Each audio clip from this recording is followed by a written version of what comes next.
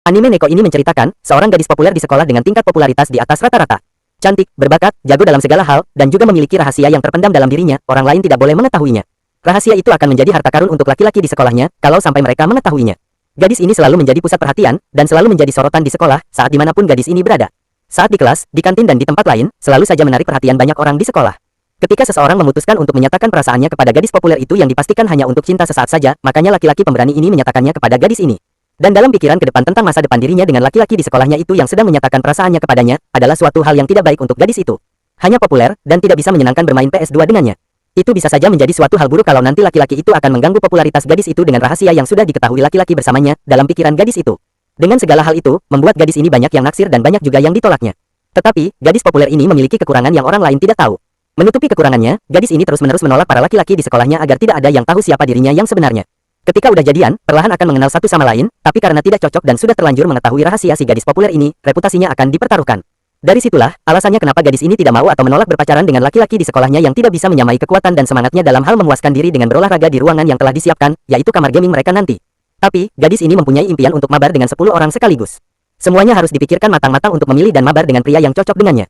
Dan itu adalah cinta sejatinya, yang dapat mengimbangi kecepatan, akurasi, daya dorong, dan juga tingkat kepuasan dalam mabar bareng di dalam kamar serta segalanya seakan menjadi milik berdua. Dalam gedung olahraga, gadis itu ditegur oleh temannya untuk latihan, tapi karena lelah atau sengaja tidak mau latihan, gadis itu menolak halus. Tapi teman gadis itu menoleh ke arah pintu luar dan menemukan seorang siswa sekolah mereka, tengah, melihat ke dalam, ke arah gadis itu. Teman gadis itu beritahu kepada si gadis, dan akan mengusirnya namun, hanya dijawab dengan namanya laki-laki itu, yaitu Kinoshita. Selepas itu, gadis itu berjalan di lorong kelas, sambil bergumam dalam pikirannya bahwa kalau orang bernama Kinoshita itu hanyalah seorang yang belum berpengalaman, namun, tanpa disadari dirinya juga demikian.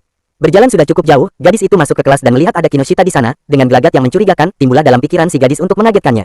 Dan boom, Kinoshita pun kaget dan takut dengan yang dilakukannya. Gadis itu pun kaget sejenak dan mulai menyadari bahwa apa yang dilakukan Kinoshita adalah hal yang luar biasa hebat dan belum pernah dilihatnya sebelumnya. Kinoshita dengan takut akan dimarahin oleh gadis itu pun, mencoba kabur, tapi ditahan oleh gadis itu. Dan mengatakan apa yang sebenarnya terjadi dan apa itu yang sedang dilakukan Kinoshita. Tapi Kinoshita hanya terdiam dan mereka mengambil HP dan mulai bermain sebuah game di dalam HP tersebut. Dan mimpi itu, diwujudkan oleh seorang pria nolep bernama Kinoshita. Mereka pun berkeputusan untuk mabar bareng setiap hari, saat ketika gadis bernama Yoshi, membuat janji dengan Kinoshita untuk memberikannya hadiahnya untuk dirinya saja, dan tidak diberikan pada yang lain, dan dengan hadiah dari Yoshi untuk Kinoshita adalah hidupnya Yoshi sebagai pacarnya nanti. Mereka pun bermain sampai lupa waktu. Waktu berlalu dengan cepat. Dengan usaha, Kinoshita menyetujuinya dan akhirnya terjadi dengan tidak dijelaskan lagi bagaimana hubungan mereka ke depan. Kesimpulan yang bisa kubagikan kepada kalian dari cerita kali ini, saya rangkum dalam 4 hal utama yang bisa diketahui. Pertama, cinta sejati tidak akan melihat dan mencari tahu segalanya dari kekurangan atau kelebihan pasangannya. Dan kekurangan itu dipakai untuk menjatuhkan derajat pasangannya, tidak sama sekali, kalau itu jodoh sejati kamu. Kedua, jodoh adalah cerminan diri sendiri atau bahkan bisa juga jodoh adalah penyeimbang atau kebalikan dari perilaku kita. Ketiga, seorang wanita ataupun pria, tidak perlu takut dengan rahasia yang ada dalam dirinya. Simpan dan rahasiakan dari orang lain, dan katakan pada pasangan kamu.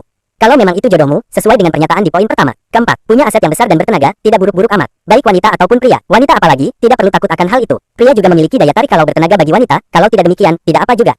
Harus berusaha dengan olahraga, agar tubuh lebih bertenaga lagi dari sebelumnya. Demikian pembahasan alur cerita dari anime Neko yang satu ini. Sekian, terima